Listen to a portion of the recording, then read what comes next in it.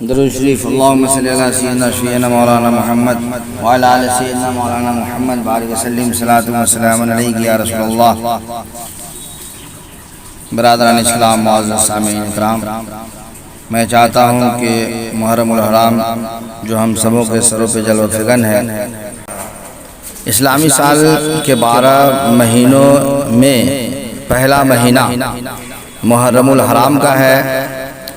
اللہ رب العزت کا ارشاد گرامی ہے، ان عدت الشہور، بے شک مہینوں کی گنتی اللہ تعالیٰ کے نزدیک 12 مہینے ہیں۔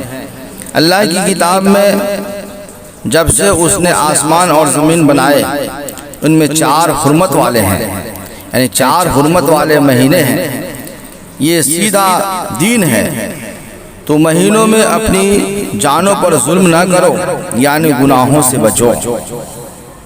گناہوں سے بچنے کو ہمیں حکم دیا گیا۔ اس آیت کریمہ سے یہ معلوم ہوا کہ اللہ تعالیٰ نے سال کے 4 مہینوں کو اپنے لیے خاص فرما لیا ہے، اور باقی 8 مہینے اپنے بندوں کے لیے چھوڑ دیے، تاکہ ان 8 مہینوں میں خیر و شر کی جانچ کی جائے۔ گویا 8 مہینے امتحان کے لیے ہیں اور 4 مہینے انعام و اکرام کے لیے، کہ ان 4 مہینوں میں مختصر عمل پر اللہ رب العزت بڑا اجر عطا فرماتا ہے۔ وہ مبارک 4 مہینے یہ ہیں، رجب المرجب، ذوالقعدہ، ذی الحجہ اور محرم الحرام۔ یہ 4 مہینے کو اللہ تعالیٰ نے اپنے لیے خاص رکھا ہے، جس مہینوں میں نیکیوں کا اجر بہت زیادہ ہے۔ نبی رحمت صلی اللہ علیہ وسلم نے ارشاد فرمایا، جن مہینوں میں اللہ رب العزت نے بندے کو نیکیوں پر زیادہ اجر عطا فرمایا ہے، اس میں گناہوں پر بھی اس کی سزا میں بھی اضافہ ہے۔ اس لیے ہمیں گناہوں سے بچنے کی کوشش کرنی چاہیے اور نیکیوں کی طرف سبقت کرنی چاہیے۔ لہذا محرم الحرام میں بہت سی خرافات، وہیات، لغویات باتوں میں ہمارے اسلامی بھائی خصوصاً نوجوان بچے ملوث ہوتے ہیں، ان سے ہمیں بچنا چاہیے اور روافظ کے طریقوں سے بچنا چاہیے۔ اسلامی سال کا پہلا مہینہ محرم الحرام ہے، جو حرمت والا ہے، عزت والا ہے، مکرم ہے، محترم ہے۔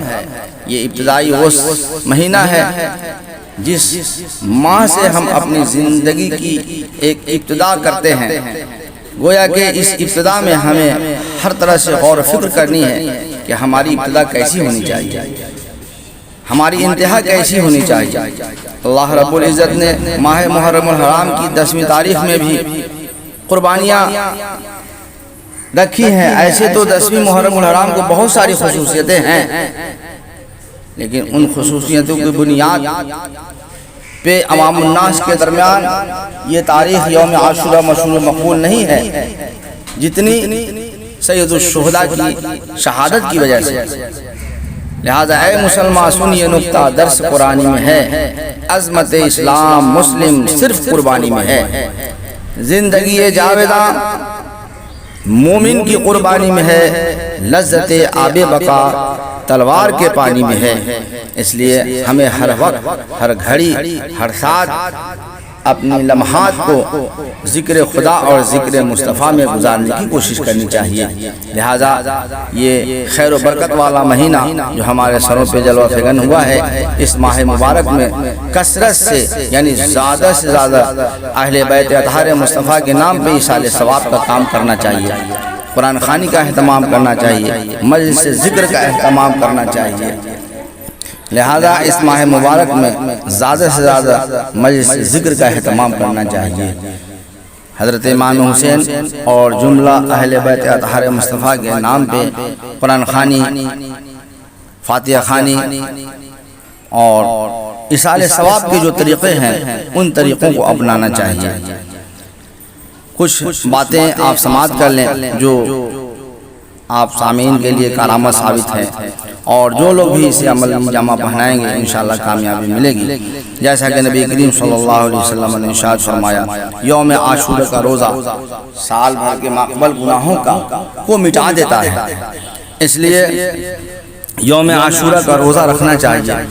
حضرت عائشہ صدیقہ رضی اللہ تعالی عنہ سے حدیث مروی ہے، آپ فرماتی ہیں کہ نبی کریم صلی اللہ علیہ وسلم نے جب رمضان کا روزہ فرض نہیں ہوا تھا تو یوم عاشورہ کا روزہ ہی رکھنا ضروری قرار دیا تھا۔ جب رمضان کا روزہ فرض ہو گیا تو پھر آپ نے عام کر دیا کہ جو چاہے اس کا روزہ رکھے، جو چاہے نہ رکھے، مگر رکھنے میں بہت زیادہ ثواب ہے۔ اتنا ثواب ہے کہ ماقبل گناہوں کو یہ ایک روزہ مٹا دیتا ہے۔ آپ اسی سے اندازہ لگا سکتے ہیں کہ یوم عاشورہ کے روزے کی کتنی فضیلتیں ہیں۔ لہذا پھر دوسری حدیث شریف یہ ہے کہ نبی رحمت نے ارشاد فرمایا کہ دوسرے لوگ یہود و نصارہ ایک روزہ رکھتے تھے، لہذا ہم ایک روزہ نہیں 2 روزہ رکھیں گے، 2 روزہ رکھیں۔ اس لیے نفل روزہ کوشش کرنی چاہیے کہ 2 روزہ رکھا جائے۔ ایک ماقبل نومی کو رکھ لیا جائے اور پھر 10 تو رکھنا ہی ہے، 9 کو رکھ لیا جائے پھر 10 کو رکھا جائے، یا 9ویں کو نہیں رکھا گیا تو 10ویں کو رکھنے کے بعد پھر 11ویں کو رکھ لیا جائے، تاکہ نفل روزے کے زیادہ سے زیادہ آپ ثواب کے حقدار ہو سکیں۔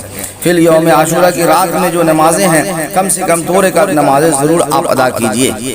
2 رکعت نمازیں اس طرح آپ پڑھیے کہ پہلی رکعت میں سورہ فاتحہ کے بعد سورہ اخلاص 5 مرتبہ پڑھیں، اور دوسری رکعت میں پھر سورہ فاتحہ کے بعد میں 5 مرتبہ سورہ اخلاص پڑھیں، یعنی قل هو اللہ احد اللہ الصمد لم یلد ولم یولد ولم یکن لہ کفوا احد۔ اس طریقے سے 4 رکعت نمازیں اگر کوئی بندہ مومن یوم عاشورہ کی رات میں یعنی 10ویں محرم کی رات میں پڑھتا ہے تو نبی کریم صلی اللہ علیہ وسلم نے ارشاد فرمایا کہ اس نمازوں کے ذریعے سے بھی ماقبل گناہ اللہ تعالیٰ مٹا دیتا ہے۔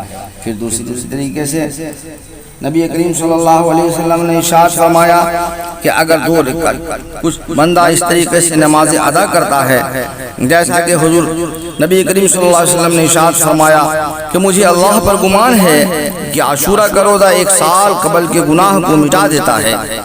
عاشورہ محرم الحرام کی 10ویں تاریخ کو کہتے ہیں۔ اولیاء کرام فرماتے ہیں کہ جو شخص عاشورہ یعنی 10 محرم الحرام کو 2 رکعت نماز اس طرح پڑھے کہ پہلی رکعت میں بعد الحمد شریف سورہ انعام اور دوسری رکعت میں بعد الحمد شریف سورہ یاسین شریف، الحمد شریف کے بعد سورہ یاسین شریف پڑھے تو اس کو 1000 برس کی عبادت کا ثواب ملے گا۔ سبحان اللہ سبحان اللہ۔